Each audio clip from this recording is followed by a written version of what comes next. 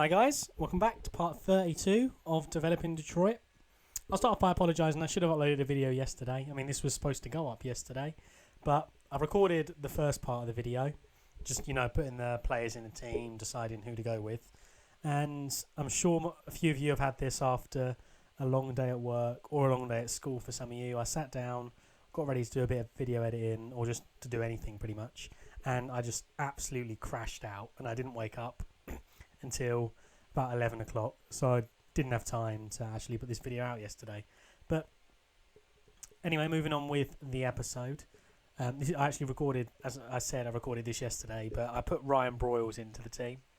Wasn't sure who to go with because the options are getting more limited, but as you can see there, Broyles card actually, is it really good? I've never heard anyone rant and rave about it, but it's actually a really solid card, and for only about 15k is what he's going for at the moment.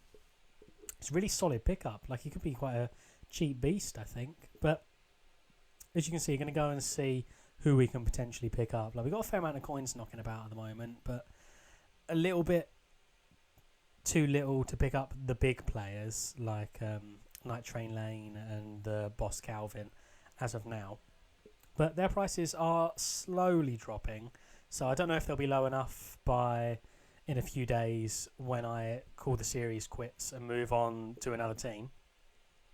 Also, once again, I'll leave the link to the vote for that down below, so cast your votes on that. At the moment, I think the Eagles are number one. I mean, I haven't checked since yesterday, but I think the Eagles were number one, so they could be the team I go with, and quite happy with that. They have a lot of good players on MUT, and a lot of sort of players people don't use, so I think it'll make for a really interesting series. So hopefully you guys are looking forward to that one. But we've only got two players left in the club who aren't in the team yet.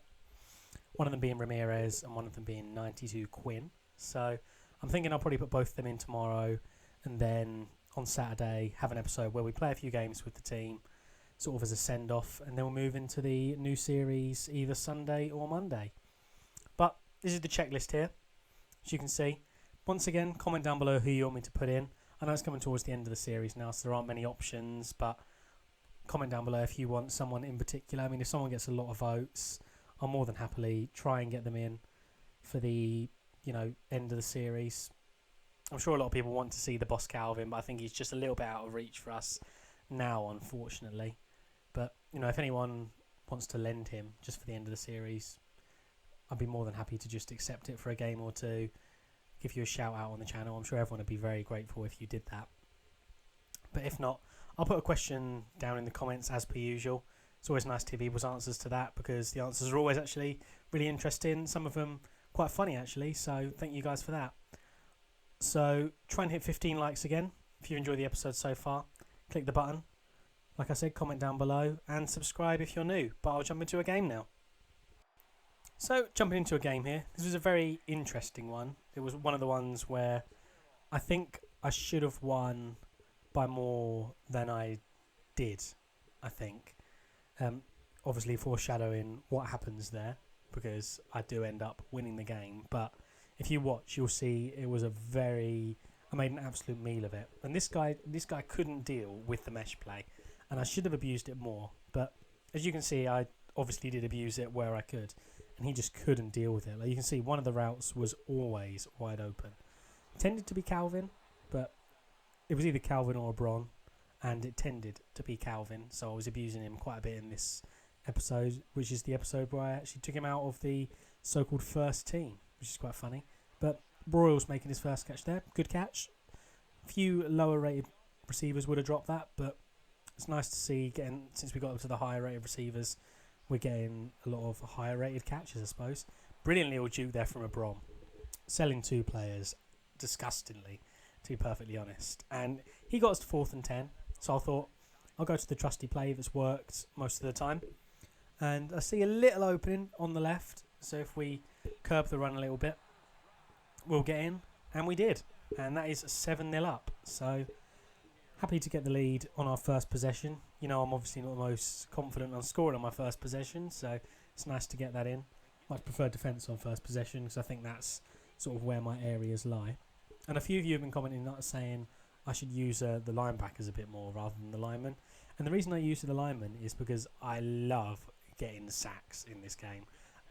To be honest, getting a user interception is well and good when you can do it. I mean, I'm not that good at it, so I tend not to do it that often. But I think getting a sack is more rewarding, to be honest.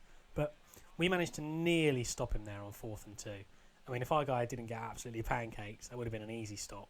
But he's slowly working his way up the field. He was doing a lot of passes like that, so he was very nearly getting them a lot of the time.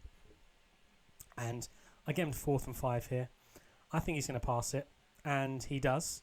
But as you can see, he did the exact same route that I was abusing against him. And I didn't have anything to defend against it there. So he's sort of pushing his luck. He was chewing clock every single play since he got it. And that's why I like using a lineman there. Love getting a sack like that.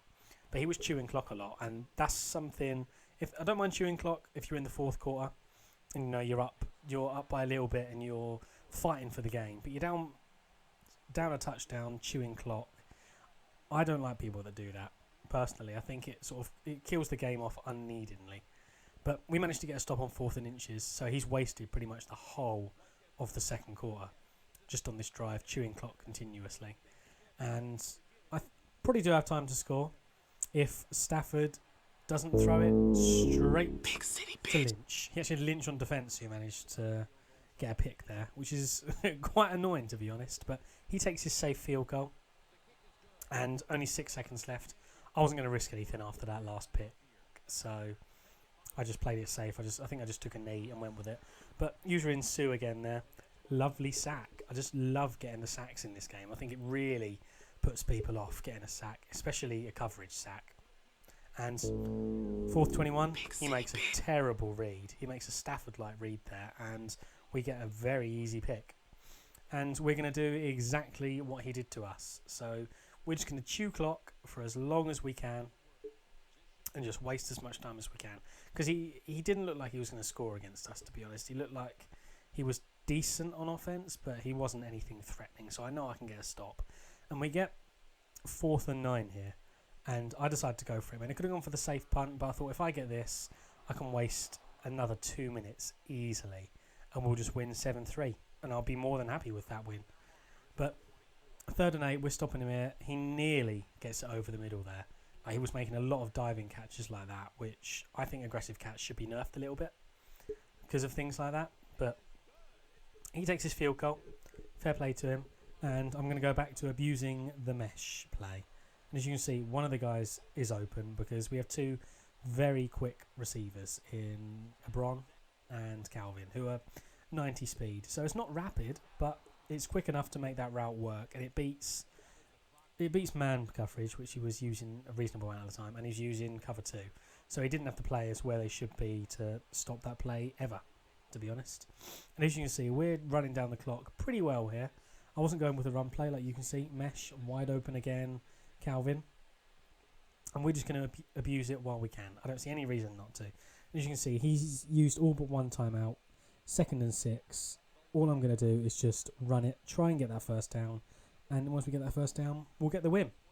And I knew at this point, 38 seconds left, I didn't have anything to worry about. Because he wasn't sort of a one-play score type of guy. He was he'll drive up the field very slowly and get a score if he's going to score. I wasn't sort of scared at all. I knew 3rd and 1, I knew I was going to get one of them in if I QB sneaked it once or twice.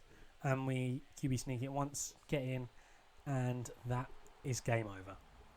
So, not the most flashy game in the world, which a lot of people are uploading at the moment. There's a lot of flashy games going on, people absolutely spanking people. And I think, it's all well and good to watch. I'm not going to hate on people for doing that, but I think a good old-fashioned close game like this is pretty entertaining. It's sort of like a chess match in a way, that you've got to pick the right move at the right time to win the game. And obviously, we end up winning the game 7-6. So we only needed to get in the end zone once. One play managed to win us the game. If you guys have enjoyed the episode, I'll upload another one tomorrow and probably Saturday, and then start the new series Sunday. But if you enjoyed the episode, smash a like on the like button. Let's try and get 15. Subscribe if you're new, and I'll see you guys tomorrow for the next episode.